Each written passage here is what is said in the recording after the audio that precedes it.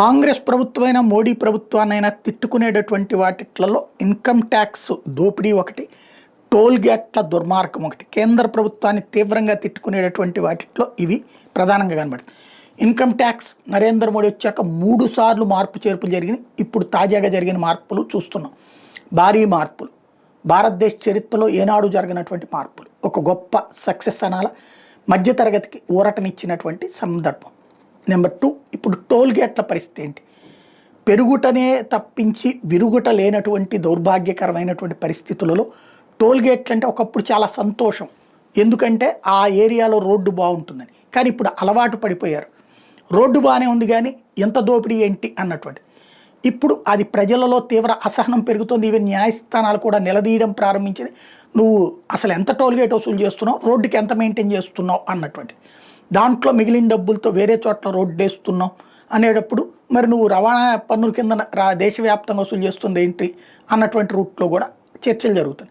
ఇప్పుడు ఈ టోల్ గేట్ల దోపిడీకి విముక్తి కలిగించేటటువంటి కొత్త ఎత్తుగడ, సంచలనాత్మకమైనటువంటి ప్రకటనకి రంగం సిద్ధమవుతోందంట. త్వరలో న్యూ టోల్ పాలసీని అనౌన్స్ చేయబోతున్నారట. అన్లిమిటెడ్ ట్రావెల్, 3,000 రూపాయల యాన్యువల్ పాస్ తీసుకుంటే దేశవ్యాప్తంగా ఎక్కడికైనా ఎప్పుడైనా ఎన్నిసార్లైనా తిరగచ్చట.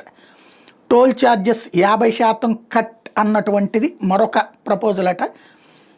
ఏదైతే ఈ 3,000 రూపాయల పాస్ తీసుకుంటే 50% టోల్ ఛార్జెస్ కట్ చేయడం, 3,000 రూపాయల యాన్యువల్ పాస్ తీసుకుంటే అన్నటువంటిది.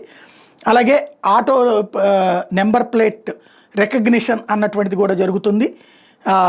ఏది అంటే ఇక ప్రద్దాక ఆగటం ఇది లేకుండా ఆటోమేటిక్గా వెళ్ళిపోయేటటువంటి కోణం.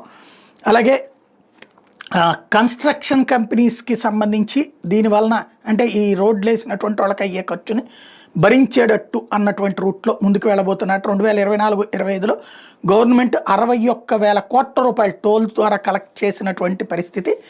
ఇన్ఫ్రాస్ట్రక్చర్కి గత 2 సంవత్సరాల నుంచి దీనికి ఖర్చు పెడుతున్నారు. కాకపోతే ఇది ప్రజలకి ఎక్కువ భారం అవుతున్నటువంటి నేపథ్యంలో ఈ నిర్ణయం తీసుకోబోతున్నారన్నట్టు చర్చ నడుస్తోంది.